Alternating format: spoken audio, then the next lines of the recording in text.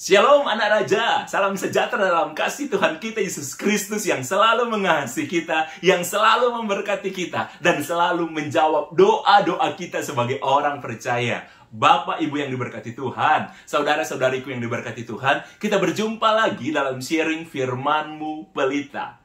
Hari ini kita akan sharing, kita akan berbicara tentang salah seorang tokoh dalam Alkitab di Perjanjian Lama, seorang pria ya yang adalah anak seorang perempuan sundal. Alkitab menjelaskan nanti seperti itu, dan anak hasil persinahan.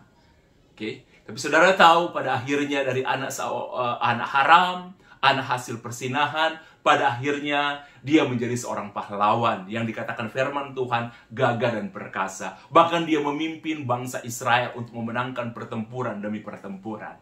Oke, dan di kenyataan hidup, saya akan sharingkan kepada saudara ketika saya mengenal salah seorang anak pemuritan saudara, dari anak yang sangat-sangat tidak percaya diri, anak-anak yang sangat-sangat rendah diri saudara, di antara semua teman-temannya. Tapi ketika kami membawa dia mengenal Tuhan, pada akhirnya saudara, dia melebihi pencapaiannya, apa yang dia bangun, dia melebihi dari orang-orang yang sangat percaya diri di sekitarnya. Dia menjadi orang yang sangat diangkat Tuhan dengan sangat luar biasa. Baik, mari sama-sama kita buka firman Tuhan hari ini yang saya ambil dalam Hakim-Hakim pasal yang ke-11 ayat 1 sampai ayat yang ke-11. Sekali lagi, Hakim-Hakim pasal yang ke-11 ayat 1 sampai ayat yang ke-11. Perikopnya Yefta dan Gilead. Firman Tuhan mengatakan begini, adapun Yefta orang Gilead itu adalah seorang pahlawan yang gagah dan perkasa. Tetapi ia anak seorang perempuan sundal. Ayah Yefta ialah Gilead. Juga istri Gilead melahirkan anak-anak laki-laki baginya.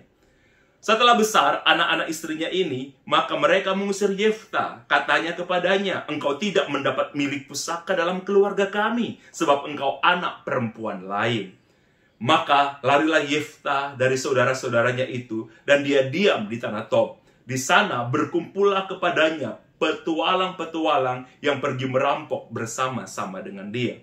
Beberapa waktu kemudian, Bani Amon berperang melawan orang Israel. Dan ketika Bani Amnon itu berperang melawan orang Israel, pergilah para tua-tua Gilead menjemput Yefta dari tanah Tob. Kata mereka kepadanya, marilah, jadilah panglima kami, dan biarlah kita berperang melawan Bani Amon. Tetapi kata Yefta kepada tua-tua Gilead itu, bukankah kamu sendiri yang membenci aku dan mengusir aku dari keluargaku? Mengapa kamu datang sekarang kepadaku pada waktu kamu terdesak? Kemudian berkatalah para tua-tua Gilead kepada Yefta, memang kami datang kembali sekarang kepadamu. Ikutilah kami dan berperanglah melawan Bani Amon. Maka engkau akan menjadi kepala atas kami, atas seluruh penduduk Gilead. Kata Yefta kepada para tua-tua Gilead, jadi jika kamu membawa aku kembali untuk berperang melawan Bani Amon, dan Tuhan menyerahkan mereka kepadaku, maka akulah yang akan menjadi kepala atas kamu? Lalu kata para tua-tua Gilead kepada Yefta, demi Tuhan yang mendengarkan sebagai saksi antara kita, kami akan berbuat seperti katamu itu. Ayat ke-11, maka Yefta ikut dengan para tua-tua Gilead, lalu bangsa itu mengangkat dia menjadi kepala dan panglima mereka. Tetapi Yefta membawa seluruh perkaranya itu ke hadapan Tuhan di Mispa. Bapak Ibu yang diberkati Tuhan, saudara-saudaraku yang diberkati Tuhan, semua anak raja dimanapun Anda berada, saudara, di ayat terakhir, di Hakim-Hakim pasal 11, ayat yang ke-11, dikatakan, maka Yefta membawa semua perkara itu di hadapan Tuhan. Jadi saudara, kita bahas dulu yang paling terakhir, penting sekali dalam kehidupan kita sebagai orang percaya. Apapun perkara yang menimpa kita, suka dan duka saudara, masalah, mujizat, ya kan, musibah atau mujizat besar, belajarlah untuk membawa segala perkara kita di hadapan Tuhan. Bawalah bisnismu di hadapan Tuhan. Bawalah karirmu di hadapan Tuhan. Bawalah keluargamu di hadapan Tuhan. Dalam arti saudara yang sederhana, punyalah waktu untuk berdoa. Punyalah waktu untuk berbicara dengan Tuhan. Oke? Saudara, Yefta, dia membawa perkaranya. Jadi dia membawa masalahnya. Dia membawa kehidupannya di hadapan Tuhan. Karena saudara, siapapun kita membutuhkan Tuhan. Nah, mari kita kembali ke ayat 1, saudara. Kita kembali ke ayat 1. Firman Tuhan mengatakan begini. Yefta adalah seorang pahlawan, wow, keren, yang gagah dan yang perkasa. Keren, saudara. Ini tipe pria idaman banyak wanita. Wanita suka dengan pria yang punya sifat pahlawan, yang melindungi, ya, wanita akan merasa aman dengan pria yang gentle. Firman Tuhan katakan, Yefta adalah seorang pahlawan. Wow, keren, saudara. Kemudian dikatakan gagah dan perkasa. Ini lengkap sekali. Sudah pahlawan, saudara, gagah, perkasa pula. Ada mungkin orang yang pahlawan, punya sifat pahlawan, punya kemampuan jadi pahlawan di hadapan banyak orang, di hadapan wanita, ya kan? Tapi tidak gagah dan perkasa. Atau ada orang mungkin yang pahlawan, gagah, tapi tidak perkasa. Tapi Yefta ini lengkap, saudara. Dia pahlawan, dia gagah, dan dia perkasa. Itulah Yefta. Tapi saudara, Alkitab mengatakan apa adanya tentang Yefta. Tapi firman Tuhan menjelaskan selanjutnya. Tetapi Yefta adalah anak seorang perempuan sundal. Ayah Yefta ialah Gilead. Saudara, yang saya paling suka dari Alkitab, ya, Alkitab dikatakan sebagai kitab suci. Buku suci, saudara. Tetapi saudara harus ingat bahwa Alkitab menceritakan orang-orang manusia apa adanya dari segala zaman. Sama juga seperti zaman sekarang. Orang-orang yang punya kekuatan, tapi orang-orang juga punya kelemahan. Oke, dan Alkitab selalu menceritakan apa adanya. Dikatakan, saudara, Yefta ini tokoh dalam Alkitab. Tapi dikatakan dia anak seorang perempuan sundal. Anak seorang pelacur, saudara. Oke, hasil persinahan pula. Saudara, Yefta bukan cuma anak haram. Sangat haram. Karena anak yang lahir di luar nikah itu sudah haram. Kemudian saudara, mamanya perempuan sundal. Jadi bukan cuma sekedar anak haram. Sangat haram. Kalau bagi orang Yahudi, saudara, bagi orang Yahudi, babi itu dianggap, saudara, sebagai binatang haram. Oke, jadi babi itu bagi orang Yahudi dianggap binatang haram. Menurut saudara, kalau babi binatang haram, apa binatang yang sangat haram? Babi binatang haram. Kalau yang sangat haram itu apa, saudara? Anak babi yang lahir di luar nikah. Itu, saudara, binatang yang sangat haram. Bercanda saja, saudara. Oke, Yefta anak seorang perempuan sundal. Dia hasil persinahan. Saudara, status yang sangat tidak enak, ya kan? Tapi itulah, Yefta tidak bisa memilih di mana dia dilahirkan. Dia nggak bisa memilih bagaimana keadaan keluarganya ketika dilahirkan. Saudara, kalau kita berpikir apakah yang ada yang salah dalam hal ini? Ada memang, saudara. Ya, Gilead itu salah. Mama dari Yefta ini juga hidup sebagai pelacur. Itu sebuah keputusan yang salah dalam kehidupan pernikahan mereka. Dan mereka akhirnya, saudara, lahirlah seorang anak dalam keadaan yang salah. Tetapi saudara, saya selalu ingin mengatakan kepada saudara, sejak saya membina dalam pembinaan, saudara, tidak ada kesalahan yang permanen. Tidak ada, saudara. Tidak ada, saudara, kesalahan yang permanen. Tidak ada kehancuran yang permanen.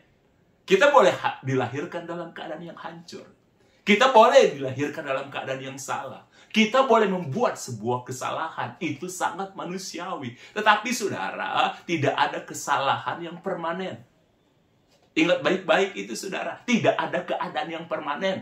Akan tetap seperti itu. Kalau kita mau berubah, orang boleh jatuh dalam dosa. Tetapi saudara, kalau Anda bertobat, Anda akan diubahkan. Problemnya, tidak semua orang yang berdosa mau bertobat. Ada banyak orang, saudara, yang tetap tinggal dalam dosa. Saudara, saya dan saudara bisa jatuh dalam dosa. Siapapun kita, saudara, hamba Tuhan sekalipun, saya pendeta sekalipun, saya bisa jatuh, saudara. Tapi, saudara, jatuh dalam dosa itu, saudara, manusiawi. Tetapi, saudara, hidup dalam dosa, nah itu ya, saudara, yang salah. Sekali lagi, Anda boleh ada jatuh dalam dosa, ada pengampunan. Tapi, saudara, jangan menghidupi dosa. Jangan hidup dalam dosa. Jangan jatuh terus-menerus dalam dosa yang sama. Itu sengaja namanya. Itu bukan jatuh dalam dosa, menjatuhkan diri dalam dosa. Itu, saudara. Nah, Yefta lahir dalam keadaan seperti itu. Anak seorang perempuan pelacur, atau anak perempuan sundal, kemudian akhirnya Yefta dibawa oleh papanya di tengah-tengah rumahnya, di tengah-tengah keluarga.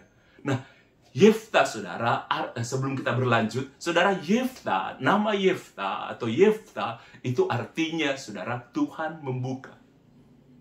Jadi sekalipun ibu Yefta, seorang perempuan sundal, tetapi ketika dia memiliki anak, mungkin ada pertobatan dalam kehidupan ibunya Yefta, sehingga dia memberikan anak ini namanya Yefta. Dia punya visi ke depan, sekalipun dia melahirkan anak ini dalam keadaan yang salah, karena dia hidup dalam sebuah kesalahan, termasuk berarti anak ini juga dilahirkan dalam keadaan yang salah, tapi dia punya harapan ke depan, ke masa depan anak yang dia lahirkan tidak akan salah. Makanya dia memberikan nama anak itu Yefta, yang berarti Tuhan membuka.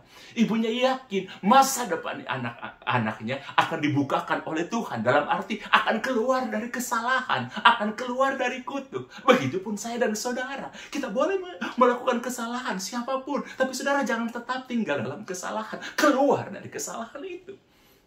Oke, saudara, Yefta akhirnya dibawa di tengah-tengah keluar. Arti Yefta sekali lagi itu artinya Tuhan membuka. Saudara, nama itu penting. Nama itu penting. Biasanya saudara, kalau saudara memberikan nama kepada anak, kepada cucu, ya tidak ada kan? Misalnya kalau saudara tanya kepada orang tua saudara, kenapa sih saya diberi nama seperti ini? Tidak ada orang tua yang akan menjawab. Misalnya, kenapa saya diberi nama Nixon? Kemudian orang tua saya akan bilang begini, ya iseng aja. Nggak ada, saudara. Biasanya kita akan memberikan nama kepada anak kita, kepada cucu kita. Kalau biasanya kakek nenek diberi apa ya, kepercayaan sama orang tua saudara, anak itu untuk memberikan nama kepada anaknya. Kita biasanya memberikan nama kepada anak kita pasti punya alasan. Tidak ada karena iseng. Mungkin karena nama itu mengandung sejarah. Mungkin nama itu, saudara, mengandung harapan. Biasanya orang memberikan nama karena nama itu artinya bagus dan orang itu punya mimpi tentang masa depan. Makanya, saudara, ketika saudara dibaptis, kebanyakan saudara, kita akan diberi nama, saudara, nama-nama yang keren di Alkitab. Ya kan? Tidak ada orang, saudara, yang sampai hari ini, saudara, yang saya kenal memberikan nama anaknya itu Yudas. Tidak ada, karena latar belakangnya Yudas, ya. Kita biasanya kasih nama Abraham, itu keren, orang yang diberkati. Kita berikan nama Daud dan lain sebagainya dan lain sebagainya. Karena nama sekali lagi itu penting. Karena nama biasanya mengandung visi, nama itu biasanya mengandung harapan, atau nama itu biasanya mengandung sejarah. Ibu Yefta memberikan sekali lagi nama anak ini Yefta, yang berarti Tuhan membuka. Dan memang benar, seperti visi, seperti doa Ibu Yefta untuk memberikan nama kepada dia Yefta, Tuhan membuka masa depan Yefta. Nah, ketika Yefta lahir, Papa Yefta membawa Yefta di tengah-tengah keluarganya.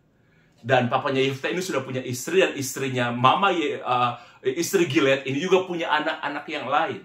Ketika mungkin ketika mereka masih kecil itu tidak terlalu mereka tahu. Tapi ketika anak-anak itu dikatakan Alkitab, mereka telah beranjak dewasa. Mereka mengusir Yefta karena mereka bilang begini, engkau anak perempuan lain, engkau tidak punya hak di keluarga ini.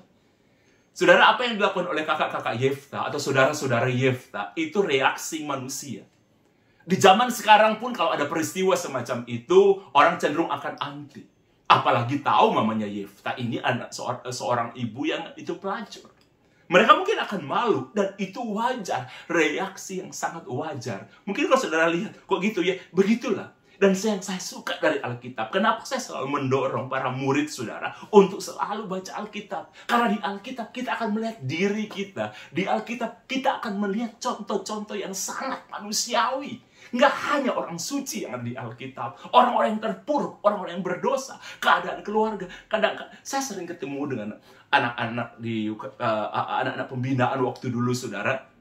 Ya kadang-kadang mereka merasa mereka lahir di keluarga yang berantakan, broken home. Kenapa saya nggak lahir di keluarga yang baik-baik, Kak? Ya, di pemberitaan itu. Kenapa saya lahir? Saudara, di kenyataan hidup di Alkitab pun banyak orang yang lahir dalam keadaan yang tidak baik. Oke, jadi dari Alkitab kadang-kadang kita suka menuduh diri kita. Kenapa saya lahir di keluarga yang tidak baik? Kenapa saya dalam keadaan yang tidak baik, saudara? Saudara, kalau saudara baca Alkitab, selalu rajin baca Alkitab, saudara akan lihat orang-orang dalam Alkitab, tokoh-tokoh dalam Alkitab juga mengalami hal yang sama. Ya, mengalami hal-hal yang tidak enak. Jadi saudara, sekali lagi saya ingin bilang kepada saudara, dengarkan dengan baik saudara, tidak ada keadaan yang permanen. Tidak ada kemiskinan yang permanen. Tidak ada, saudara, kesalahan yang permanen. Semuanya itu bisa berubah. Yang penting kita mau berubah. Yang penting kita mau bertobat. Semua orang sekali lagi bisa jatuh dalam dosa. Oke? Itu diampuni. Ada pengampunan darah Kristus. Yang tidak bisa, saudara, kalau saudara tetap hidup dalam dosa. Menghidupi dosa itu. Oke? Nah, sekali lagi, saudara, akhirnya Yefta, karena keadaan semacam itu, dia nggak diterima di keluarga. Dia disisihkan di keluarga. Dia menjadi bahan olok-olokan di keluarga. Sehingga pada puncaknya, Yefta diusir dari keluarga. Dan kejadian ini ada di Alkitab. Kejadian ini dicatat oleh Alkitab. Jangan pernah merasa engkau terlahir di keluarga yang terpuruk. Jangan pernah merasa engkau sebagai orang yang broken home karena di Alkitab. Atau menganggap dirimu sial, lahir di keluarga yang berantakan. Di Alkitab ada juga orang-orang yang terlahir seperti di keluarga anak seorang pelacur, anak hasil persinahan pula. Oke, itulah Yefta. Akhirnya Yefta harus menerima kenyataan, saudara, dia harus keluar dari tanah Gilead. Dia harus pergi dari tanah itu. Dan firman Tuhan katakan, dia sempat berkumpul dengan orang-orang perampok. Karena mungkin Yefta dia merasa tidak berharga, akhirnya orang-orang yang saya belajar, orang-orang yang merasa tidak berharga, seringkali melakukan hal-hal yang tidak berharga pula. Orang-orang, saudara, yang disingkirkan oleh dunia sering melakukan hal-hal juga yang akan disingkirkan oleh dunia. Sekali lagi, orang yang tidak berharga selalu melakukan hal-hal yang tidak berharga. Orang yang merasa tidak berharga selalu melakukan hal-hal yang tidak berharga. Dan itu yang Yefta lakukan. Tapi saudara, sekali lagi, itu kehidupan yang Yefta hadapi. Oke, mungkin saudara pun menghadapi kenyataan keadaan semacam itu. Oke, sudah anak pelacur, kemudian dia kumpul lagi dengan orang-orang pelacur. Dengan para perampok. Semakin hancur dia. Tapi saudara tahu, kenapa di ayat ke-11 dikatakan begini? Yefta membawa perkaranya di hadapan Tuhan. Orang yang rohani, berarti begini, Yefta terbiasa berdoa. Situasinya nggak baik, tapi Yefta, saudara, selalu membawa perkaranya di hadapan Tuhan. Saudara, dimanapun saudara terpuruk, dimanapun saudara terperosok, dalam keadaan hitam sehitam apapun keadaan keluarga saudara, keadaan kehidupan saudara, jangan pernah meninggalkan apa yang disebut dengan doa. Jangan pernah meninggalkan apa yang disebut dengan hadirat Tuhan. Oke? Saudara, karena hal itu, saudara, itu kekuatan bagi kita. Sekalipun Anda sedang terpuruk, Yefta dikatakan, berarti kalau dikatakan Yefta membawa semua perkara itu dari hadapan Tuhan, berarti menunjukkan Yefta, doa merupakan bagian hidup Yefta. Jadi, membawa perkara di hadapan Tuhan bukan hanya sekali-sekali. Kalau sampai seperti itu, berarti itu sudah style hidupnya Yefta. Itu doa sudah menjadi bagian hidup Yefta. Saudara, jadi apapun keadaannya, saudara jatuh sekalipun, jangan pernah meninggalkan apa yang disebut dengan hadirat Tuhan. Karena saya telah belajar, manusia hanya bisa berubah. Manusia hanya bisa kuat. Manusia bisa bertahan dari gempuran apapun sekalipun keadaannya tidak baik. Hanya satu, di hadirat Tuhan. Yang ciptakan kita Tuhan, yang bisa menguatkan kita secara utuh dari dalam. Bukan sandiwara. Bukan, saudara, ya. Tapi yang bisa membawa kita, saudara, tidak jadi pura-pura bahagia, tapi benar-benar bahagia. Tidak menjadi pura-pura kuat, tapi jadi kuat, benar-benar kuat. Karena kekuatan itu, bahagia itu dari dalam. Bukan dari luar ke dalam, tapi dari dalam keluar. Jadi, kalau kekuatan itu dari dalam, sekalipun keadaan kita, saudara, semua mengecewakan, kita tetap akan kuat. Sekali lagi, dengarkan dengan baik, kalau kekuatan itu ada dalam diri kita, ada Tuhan dalam diri kita, ada Roh Kudus sebagai penolong dalam hidup kita, saudara, sekalipun keadaannya tidak baik. Tapi, saudara, kalau ke hati kita baik, semuanya akan terlihat baik. Orang, saudara, sekalipun keadaannya baik, tapi kalau hatinya jahat, semuanya akan terlihat jahat. Benar, saudara? Oke, Yefta akhirnya lari ke sana. Tapi satu hari ketika orang Israel berperang melawan Bani Amon, tua-tua Gilead datang kepada Yefta, kemudian mereka mengatakan, Yefta. Berarti saudara, mereka tahu kemampuan Yefta. Mereka tahu bakat Yefta. Mereka tahu talentanya Yefta. Kenapa Yefta yang dipilih? Berarti Yefta mampu. Mereka tahu itu. Ada bakat. Sekalipun saudara, ketika Yefta di tengah-tengah keluarga, walaupun Yefta berbakat, walaupun Yefta baik, tapi karena latar belakang mereka mengusir Yefta. Tapi ada saatnya, saudara. Kemampuan saudara, ya kapasitas saudara, hal-hal yang hebat dalam hidup saudara, itu saudara akan terlihat oleh dunia. Oke? Jadi jangan pernah saudara kecewa dengan keadaan yang ada. Yefta terusir. Tapi ketika orang Israel berperang melawan Bani Amnon dan mereka tahu mereka tidak bisa mengalahkan, mereka butuh pemimpin, mereka butuh leader. Pemimpin perlu. Leader yang baik itu perlu. Saudara digembalakan di gereja yang baik itu perlu. Karena leader itu perlu. Seperti anak-anak yang kami bawa dulu dalam pemuritan. Mereka butuh saudara guru. Mereka butuh saudara kakak-kakak yang memimpin mereka. Karena kita butuh pembimbing rohani, orang yang berdoa buat kita, dan lain sebagainya. Perlu saudara, karena setiap orang dipakai Tuhan dengan cara masing-masing. Demikian Yefta. Tua-tua di Gilead itu datang dan panggil Yefta. Karena mereka tahu, sekalipun Yefta anak seorang perempuan sundal, anak seorang hasil persinahan saudara, anak haram. Tetapi saudara, ada bakat yang luar biasa dalam Yefta. Dan Yefta akhirnya bilang, kalian mau menserahkan saya? Mereka bilang, ayo kembali. Saudara, sebelum Israel punya raja, Israel dipimpin oleh hakim-hakim dan tua-tua. Mereka orang tertinggi, saudara, di dalam hierarki bangsa Israel. Tua-tua dan para hakim sebelum Israel memiliki raja. Jadi kalau saudara berjalan bersama tua-tua, berarti saudara berjalan bersama pemimpin bangsa. Jadi Yefta terusir sebagai saudara pecundang dari Israel, sebagai anak haram dari Israel. Dia diusir, saudara, diusir, disuruh pergi. Tapi Yefta, saudara, dia kembali ke Israel. Dia kembali, saudara, di sukunya sebagai seorang pahlawan. Karena apa? Dia berjalan bersama tua-tua Israel. Dia berjalan bersama tua-tua, orang yang dihormati, orang yang jadi pemimpin. Kalau mungkin di Indonesia, saudara, orang itu terusir dari Indonesia karena ada kesalahan mengerti. Tapi ketika dia kembali, yang jemput dia itu presiden. Seperti itu.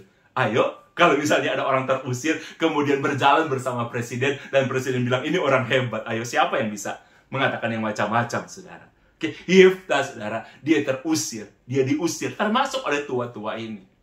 Karena dia nggak pantas tinggal di Israel, di tengah-tengah Gilead, saudara. Tetapi Yefta kembali sebagai pahlawan. Dan dia berperang, saudara, melawan Bani Amnon. Dan Yefta bisa memenangkan pertempuran. Dari seorang anak pelacur. Dari saudara seorang anak hasil persinahan. Dari anak saudara yang dikatakan saudara anak haram. Tapi akhirnya Yefta menjadi manusia yang hebat. Dilahirkan sebagai anak haram, tapi ketika dia dewasa, dia menjadi seorang pria yang hebat.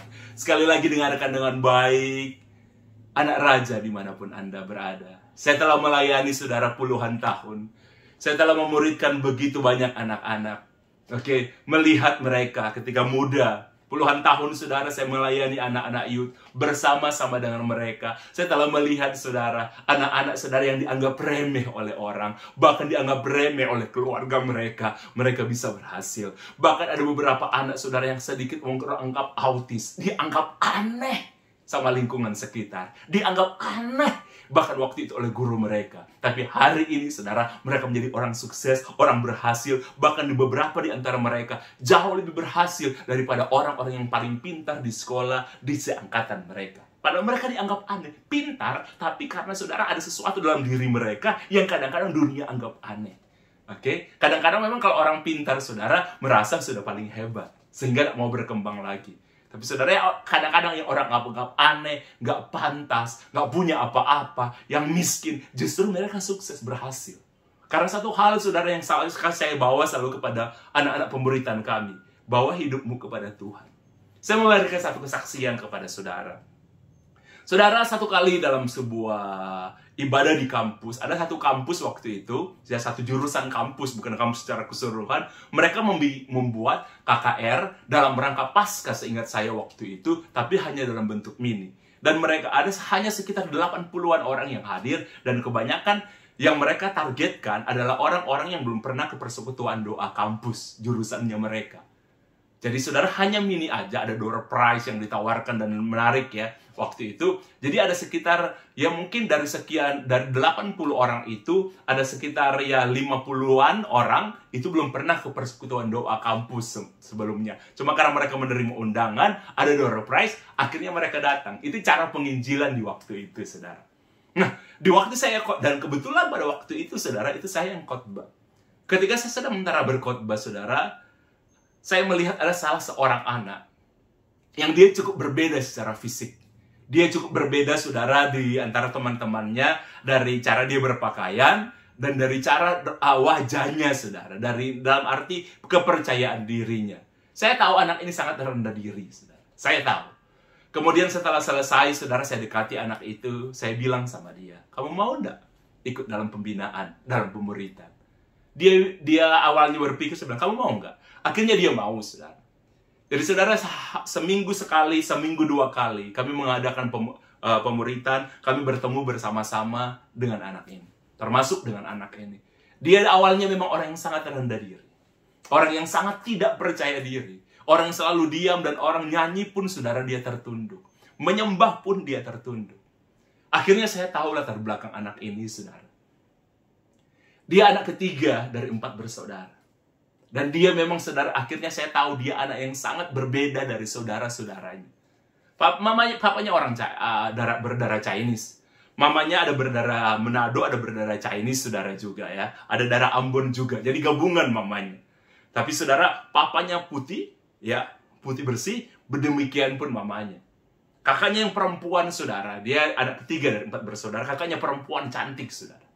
Kemudian yang kedua, kokonya, saudara, cecenya yang perempuan, kemudian kokonya yang laki, yang anak kedua, saudara, di atas dia itu juga putih, sampai seperti mama dan papanya. Dan kemudian adiknya, saudara, yang paling kecil itu, saudara, cantik sekali.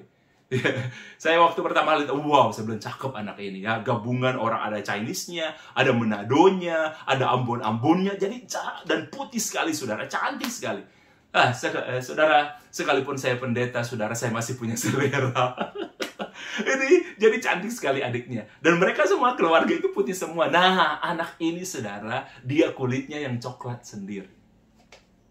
Dia yang kulitnya itu coklat sendiri. Ya, dan dia memang kalau melihat sepintas selalu, nggak ada mirip-miripnya dengan kakak, sama dengan koko, cece, sama adiknya atau mama papanya. Hampir nggak ada, saudara. Dia anak yang berbeda.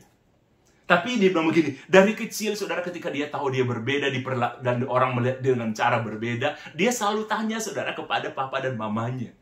Apakah saya ini anak papa dan mama? Dan papa mamanya selalu mengatakan, kamu itu anak papa dan mama. Okay? Dia selalu merasa begini, saudara, ketika kalau ada keluarga ini bertemu dengan keluarga yang baru, atau ke tempat yang di mana, dan anak-anak diperkenalkan, setiap anak ini diperkenalkan sebagai anak mereka, dia bisa membaca, dan dia selalu ingin memperhatikan wajah orang, karena dia udah terluka. Jadi dia, saudara, akan melihat orang juga dengan cara terluka. Orang yang terluka akan melihat segala sesuatu dengan cara yang terluka. Jadi kalau ada orang, dia lihat kok wajahnya nggak enak ya, dia selalu merasa begitu. Ya, orang kan penuh dengan kecurigaan seperti itu, saudara. Dia selalu merasa, nggak enak. Sampai dia bilang begini sama saya, Kak, kemungkinan besar, ada 3 kemungkinan, dia bilang. Saya ini anak mungkin hasil hubungan orang lain, misalnya pembantu rumah tangga di sekitar rumah, atau siapapun, hamil di luar nikah. Kemudian mungkin, Kak, saya diletakkan depan rumah, akhirnya saya diambil anak angkat. Atau dia bilang, Kak, saya ini tertukar waktu di rumah sakit. Oke, dia bilang, atau kakak saya ini yang tertukar di rumah sakit. Dia bilang begitu, atau dia bilang begini, mungkin, Kak, dia bilang, saudara, dia bilang begini, mungkin benar, mungkin, Kak, kalau Koko, Cece, dan Meme, adik saya, itu terbuat dari tanah liat. Kalau saya, Kak, kemungkinan saya dibuat dari aspal. Dia sampai merasa sangat rendah diri. Tapi bagi saya sudah bertemu dengan anak-anak semacam dia itu banyak, saudara. Dan kami tidak banyak berbicara, kami hanya menasihatkan, memberikan firman. Karena yang paling penting, di samping kita memberikan firman, mendidik mereka dengan kadang-kadang agak keras, saudara, menegur mereka, mengingatkan mereka, mengembalikan mereka di jalannya, di tracknya Tuhan. Tapi saudara, yang selalu saya percaya, yang bisa mengubah manusia, itu hadirat Tuhan. Doa di hadirat Tuhan. Dan hadirat Tuhan itu mengubah dari kedalaman roh sampai ke jiwa, kemudian ke fisik. Ya, kalau kadang-kadang pelatihan itu baik, ya pelatihan itu baik, tapi mengubah dari fisik, kesadaran jiwa, oke, tidak sampai menyentuh roh. Tapi saudara, di hadirat Tuhan itu mengubah kita itu dari dalam. Hadirat Tuhan itu mengubah itu kita dari dalam. Awalnya anak ini, saudara, kalau disuruh berdoa dia nggak bisa berdoa. Oke, dan kalau dengar firman dia selalu menundukkan kepala. Kalau bercerita pun seperti itu, sangat-sangat rendah diri, rendah dirinya parah, harga dirinya itu parah, cara dia memandang orang juga itu parah, cara dia memandang keadaan itu parah karena hatinya, saudara, terluka. Jadi dia memandang semua dengan terluka. Orang senyum kepada dia pun dia menganggap itu hinaan. Karena hatinya terluka, saudara. Lama-kelamaan disuruh berdoa, saya tanya dia berapa kali, kamu ingin apa ke depan? Dia bilang nggak tahu, Kak. Tapi saudara, lama-lama hadirat Tuhan mengubah dia. Hadirat Tuhan mengubah dia. Itu mulai terlihat dari wajahnya. Anak ini wajahnya mulai berubah. Karena firman Tuhan bilang begini, saudara. Hati itu, dari hati terpancar kehidupan. Kalau kehidupan kita penuh dengan luka, yang akan terpancar keluar itu luka. Kalau ke hati kita, saudara, penuh dengan sakit, yang akan terpancar, saudara, itu rasa sakit. Tapi ketika hatinya mulai berubah, wajahnya mulai berubah. Tetap kulitnya coklat, kecoklat-coklatan, saudara, tetap. Tapi dari wajahnya, dari matanya, itu mulai berubah. Anak ini berubah, saudara. Dari waktu ke waktu dia mulai berubah. Hadirat Tuhan mengubah dia. Dia dikembalikan seperti yang selayaknya. Bahwa Tuhan taruh sesuatu kepada anak ini.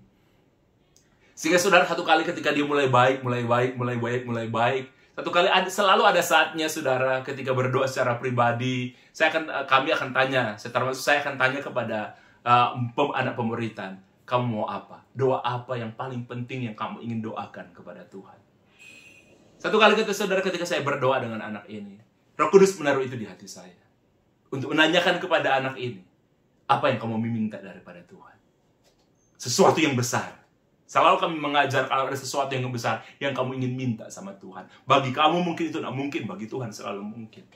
Saudara, ketika saya berdoa dengan dia, saudara, satu kali saya bilang begini, kamu berdoa apa? Kamu berdoa apa? Kamu minta sesuatu yang besar apa dari Tuhan? Saudara tahu, dia lihat saya, Kak, dia tanya sama saya, Kak, apa aja boleh saya minta? Saya bilang, saya minta aja. Yang menjawab doa kamu bukan saya, Tuhan. Ya, mungkin saya bisa ragu. Kadang saya ragu dengan anak-anak ketika berdoa, bisa nggak ya? Tapi yang menjawab doa saya, dia, kan bukan saya, tapi Tuhan. Apa aja, Kak? Iya. Dia bilang begini sama saya, Kak, saya ingin kaya raya, Kak. Wah, saudara, tapi apakah doa semacam itu salah? Tidak, saudara. Itu permintaannya dia. Saya sempat kaget juga, saudara, dengan dia. What? Dia meminta apa? Karena kalau dilihat wajahnya nggak hoki, saudara. Oke, tapi lebih baik wajah nggak hoki, saudara, tapi kehidupannya hoki, ya kan? Daripada wajah hoki, tapi kehidupannya, saudara, nggak hoki. Lebih baik wajah nggak hoki, tapi kehidupan hoki. Amin. Saudara tahu, dia bilang gini, Kak, saya ingin kaya raya. Saudara, singkat cerita, saudara, pada akhirnya semua selesai. Dia selesai kuliah. Selalu pesan kami kepada anak-anak itu. Dari awal kami ketemu, bahkan anak yang masih SMP, SMA pun sekalipun, apalagi udah mahasiswa, kamu ingin cita-cita apa? Dari sekarang, dari kami ketemu dalam pemuritan, kami ingin berdoa apa untuk masa depannya? Saudara, dia berdoa, sehingga saudara akhirnya dia memutuskan pada waktu itu, saudara, untuk pindah. Kemudian dia ke Jakarta. Lama saya nggak ketemu dengan dia, saudara. Bertahun-tahun dia nggak kontak saya lagi. Dan setiap murid-murid kami, kebanyakan, saudara, kami ingin menjadikan mereka serupa dengan Kristus. Jadi selesai, ya sudah. Kami juga nggak pernah memaksa untuk mengkontak mereka lagi. Apa enggak? Bagi kami cukup membina mereka seperti Yesus. Pergilah kamu ke seluruh dunia. Ya kan? Jadikan semua bangsa murid. Begitu juga ketika kami memberikan, pergilah kamu kemana aja. Oke, yang paling pasti, saudara, kamu beserta dengan Tuhan. Yang penting dasarnya udah baik. Lama sekali dia ketemu saya. Lama sekali, bertahun-tahun, saudara, dia kontak saya. Dan karena ada banyak murid juga, saya juga lupa, saudara. Yang penting, pembinaan udah selesai. Mereka udah selesai. Satu kali, saudara. Lama sekali nggak ketemu. Satu kali, saudara, dia telepon saya. Satu kali, lama sekali, saudara, ya. Berapa lama ya, saya lupa berapa tahun itu. Saudara tahu, dia telepon saya. Ya, 8 tahun, 10 tahunan mungkin lebih kali ya. Dia telepon saya. Dia bilang, Kak, saudara, dia panggil saya Kak. Dia panggil saya ada dua sih, kakak sama bos. Dia bilang, "Kak, bos." Saya bilang, "Kamu di mana sekarang?" Dia bilang, "Loh, Kak, kakak masih ingat saya?" Saya bilang, saya tidak pernah akan lupa kamu. Saya hafal suara kamu, saudara. Saya bilang saya hafal kamu. Di situ saya mengerti, saudara, kenapa kebanyakan anak-anak pemuritan kami, saudara, walaupun sekian lama mereka nak telepon, kalau satu kali mereka telepon, kebanyakan walaupun lewat telepon ya, nak lewat video call, kalau sekarang kan bisa video call. Saya kenal, kalau kadang-kadang mereka udah ganti nomor telepon, ya kadang saya kenal.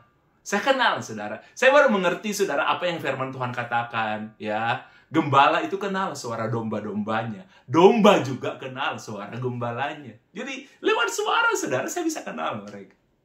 Saya bilang, "Sekarang kamu di mana?" Dia bilang, "Kak, saya masih di Jakarta. Kak, saya sudah di Jakarta." Dia tanya begini sama saya waktu itu, "Kak, kapan kakak ada ke Jakarta?" "Kenapa?" saya bilang. Dia bilang, "Kak, saya nggak mau ketemu kakak di Surabaya. Saya mau ketemu kakak di Jakarta. Kapan kakak ke Jakarta, beritahu saya. Kita harus ketemu." Satu kali, saudara, saya ke Jakarta. Kemudian saya beritahu dia bilang begini, "Kak, kita ketemu ya." Saya ingat, saudara, waktu itu, saudara, kami ketemu di sebuah plaza, saudara, yang namanya Plaza Senayan. Saya ketemu dengan dia di sana, kami janjian, saudara, di sebuah kafe. Saya santai karena mau ketemu dengan dia, karena dulunya saya paling suka pakai celana pendek, pakai sandal, pakai kaos, saya bawa ransel, jalan, saudara. Jadi saya santai sekali, saya cuma pakai kaos, mau pakai celana pendek, dan pakai sandal, saudara. Ya, jadi kalau orang lihat, mungkin nggak penampilan seperti pendeta. Penampilannya nggak seperti pendeta, tapi nggak apa-apa. Walaupun penampilan seperti pendeta, yang penting hati itu harus pendeta. Oke, saya ketemu, saudara. Saya janjian di sebuah kafe di plaza itu. Saya duduk, saya duluan sampai. Kemudian, saudara, dia datang. Saya kenal dari gaya jalannya, saya tetap masih mengenal. Dan saya heran, dia pakai full dress. Saya sampai kaget, saudara. Dia pakai jas, dia pakai rapi sekali, saudara. Dia dekati saya di kursi itu.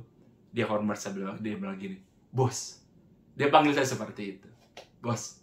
Sebenarnya jangan saya panggil bos. Panggil kakak aja. Enggak. Dulu kan saya sering panggil kakak bos.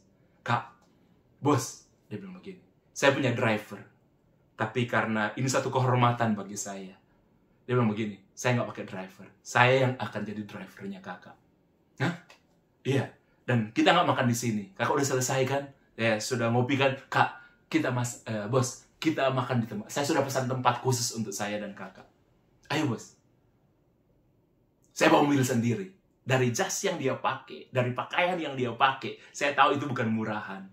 Ya, dari parfum yang wangi yang dia pancarkan, saudara, yang tercium, itu saya tahu itu bukan parfum murahan. Dari jam yang dia pakai, saudara, saya tahu juga, saudara, itu jam mahal.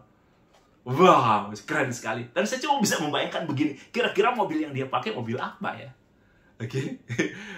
Apakah dia pakai mobil apa, saudara? Mungkin dia itu karena pernah dekat banget dengan saya mau membina dia. Dia mungkin mengerti, saudara.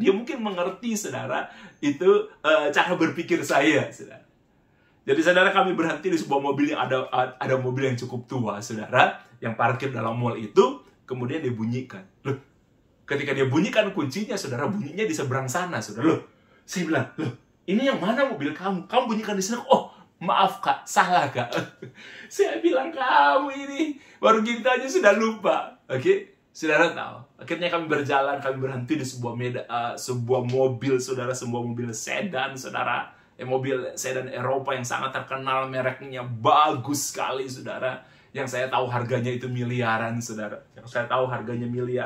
Kami berhenti di situ. Dia bilang begini, "Kak, ini mobil saya, Kak." Saya bilang, "Yang bener kamu. Bunyikan dulu, buka dulu." Saya nggak percaya, nanti kamu coba ke saya lagi. "Ini mobil saya, Kak." Dia bunyikan, bunyi. Dia buka pintunya, terbuka. Berarti itu mobilnya dia. Dia buka, dia bilang begini, "Kak, naik." Sudah, jangan berlebihan. Dia bilang, "Kak, itu kehormatan bagi saya ketemu dengan kakak."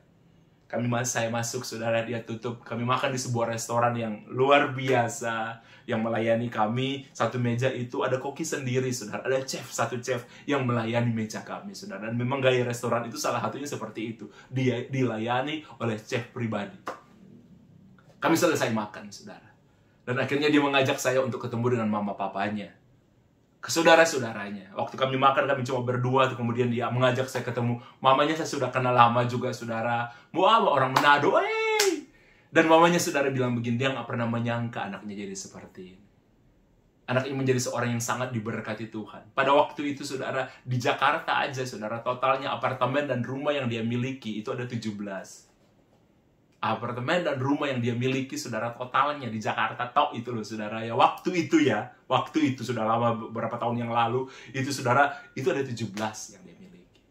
Ya, karena dia bilang dia punya apartemen, karena kadang-kadang kalau mau pulang, supaya nggak terlalu jauh, daripada nginap di hotel atau perjalanan terlalu jauh, Jakarta itu masih sangat-sangat macet-macetnya, ya kan? Lebih baik dia tinggal di apartemen.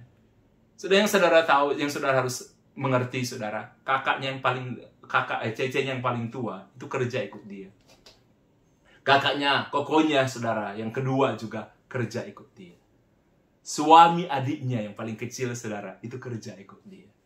Papanya pun, saudara, sempat kerja ikut dia. Meninggalkan usaha mereka yang di Surabaya dan kerja ikut dia. Dia menjadi seorang yang sangat-sangat diberkati Tuhan. Oke? Dia lebih mulia, saudara. Ya kan? Seperti kata kita baca Yefta. Yefta, saudara, ya, dia lebih mulia dari saudara-saudaranya. Oke. Yefta adalah seorang pahlawan yang gagah dan perkasa. Anak itu pun jadi demikian, saudara. Mamanya bilang sama saya, Nixon, Tante, tidak sangka Tante anak jadi begini. Saudara tahu, anaknya jadi orang yang sangat diberkati, luar biasa. Ya kan? Dari yang kulitnya hitam, tapi berkatnya nggak hitam, saudara. Iya kan? Dari anak yang sangat rendah diri, ketika dia ketemu dengan Tuhan, dia melihat, karena dia mengukur dirinya berdasarkan dirinya. Jadi dia rendah diri. Tapi ketika dia mengenal Tuhan di hadirat Tuhan, dia mengukur dirinya berdasarkan potensi yang Tuhan taruh dalam dirinya. Oke, dia mengukur dirinya berdasarkan firman, bukan berdasar pendapat orang lain, bukan berdasarkan keadaan. Saudara, dimanapun saudara berada, oke, mungkin keluarga saudara hari ini sedang terpuruk, mungkin keadaan saudara sedang tidak baik. Saudara harus dengarkan dengan baik, tidak ada keadaan yang permanen. Tidak ada kemiskinan yang permanen. Tidak ada kehancuran yang permanen. Kalau saudara mau bertobat, kalau saudara mau berubah, melihat dari kacamata Tuhan. Sekali lagi, Alkitab selalu menceritakan kisah hidup manusia apa adanya. Anak seorang perempuan Sunda, Alkitab jelaskan. Anak hasil persinahan, Alkitab jelaskan. Tapi saudara, dia lahir dalam keadaan seperti itu. Tapi masa depannya tidak seperti itu. Seperti Yesus, lahir di kandang. Tapi masa depan Yesus, saudara, tidak di kandang. Dalam kemuliaan. Amen. Saya rindu berdoa bagi saudara. Apapun yang saudara hari-hari ini mungkin sedang terpuruk, saudara hari-hari ini mungkin sedang mengalami susah, hari-hari ini mari kita berdoa bersama, saudara. Haleluya, haleluya, haleluya. Dimanapun saudara berada, apa yang saudara ingin doakan? Saya rindu berdoa buat saudara seperti apa yang saya pernah lakukan dengan pemberitaan. Apa yang saudara ingin minta dalam kehidupan saudara hari ini? Kalau boleh saudara minta sesuatu yang besar, yang belum pernah mungkin saudara minta sebelumnya. Saudara, yang menjawab doa saudara bukan teman saudara. Yang menjawab doa saudara bukan saya. Yang menjawab doa saudara Tuhan. Dan Tuhan jamin begini, mintalah maka kamu terima apa yang kamu minta. Mari kita berdoa, saudara. Siapkan apa yang jadi doa saudara. Saya rindu berdoa buat saudara. Kuralabashika patakayaralabashi. Rapatakana sukaralabayana suralabaralabase. Ayo naikkan doa saudara. Ayo doa. Doa saudara. Minta. Firman Tuhan bilang, mintalah, maka kamu akan menerima apa yang kau pinta. Kuralabashikarabar. Diberkatilah engkau, diberkatilah doamu. Diberkatilah doamu. Diberkatilah doamu dalam nama Tuhan Yesus Kristus. Sehingga apa yang kau minta hari ini, akan kau terima satu hari nanti. Apa yang kau terima hari ini, satu hari nanti akan menjadi kenyataan. Diberkatilah engkau berlimpah-limpah, dan Tuhan memperluas pekerjaanmu. Tuhan memperluas kapasitasmu. Tuhan memperluas karirmu. Sehingga engkau akan melihat kebaikan dan kemurahan Tuhan. Kecelakaan, malapetaka, dan kesakitan tidak akan menimpa engkau. Dan Tuhan menjawab dan mendengarkan doamu. Di dalam nama Tuhan Yesus Kristus. Haleluya, puji Tuhan. Amin. Anak raja, Terima kasih untuk perhatian Anda. Oke, Anda boleh sharingkan khotbah ini kalau saudara diberkati. Anda boleh like, boleh sharingkan kepada teman-teman supaya makin banyak orang juga yang memperoleh berkat dari firman-Mu, Pelita. Tuhan memberkati kita semua. Hai anak raja.